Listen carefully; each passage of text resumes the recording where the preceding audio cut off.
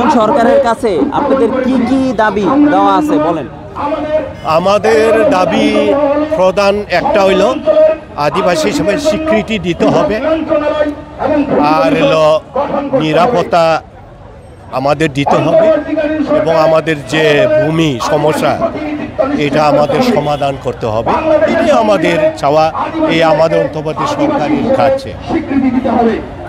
বিগত সরকারের কাছে কি কি বৈষম্য দেখতে পাচ্ছেন, মানে কি কি বাধা পাইছেন আপনারা, এগুলো পান নাই?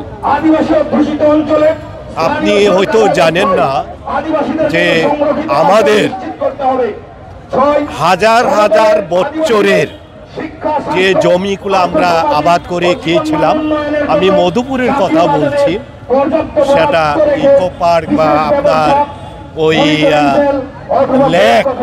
লেক করার জন্য তারা চেষ্টা করেছিল।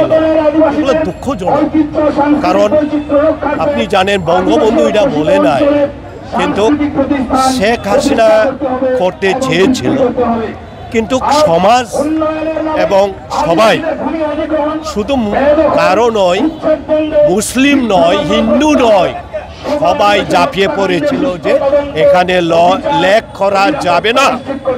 এটা আমাদের যেটুকু আদিবাসী তাদের এটা জমি, হাজার বছরের, এখানে লেক করা যাবে না, এবং পারে নাই, এবং এখনো করতে পারে নাই। যেটুকু এই মুহূর্তে দেশের সবচেয়ে বড় চ্যালেঞ্জ কোনটি?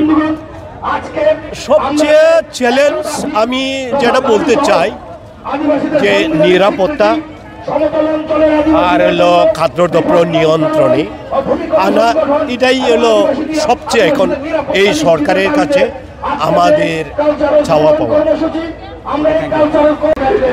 নতুন সরকারের কাছে কি চাওয়া পাওয়া? আদিবাসী হিসেবে সাংবিধানিক স্বীকৃতি চাই, এবং আমাদের বৈষম্য বিরোধী হিসেবে যে আমাদেরকে অনেক অনেক পিছিয়ে রাখা হচ্ছে, আমরা সেটা চাই না। আমরা বর্তমান সরকারের কাছে চাই আমাদের আদিবাসীদের শিক্ষা ব্যবস্থা ভালো করে দেওয়া হোক।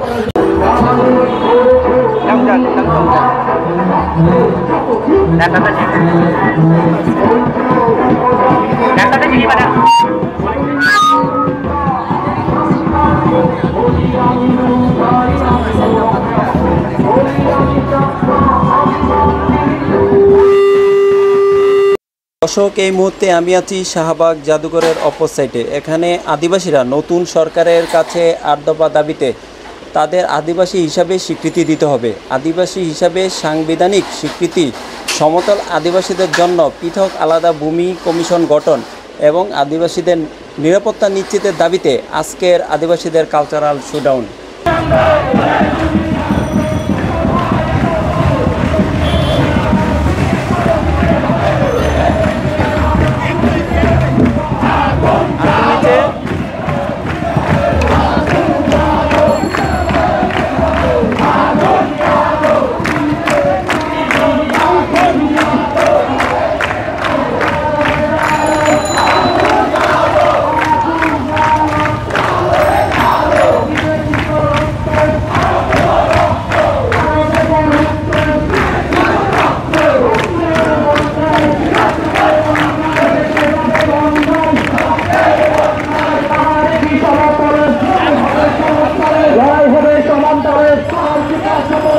আদিবাসীদের অধিকার দিতে হবে, দিয়ে দাও। আদিবাসীদের অধিকার সাংবিধানিক স্বীকৃতি দিতে হবে, দিয়ে দাও। আদিবাসীদের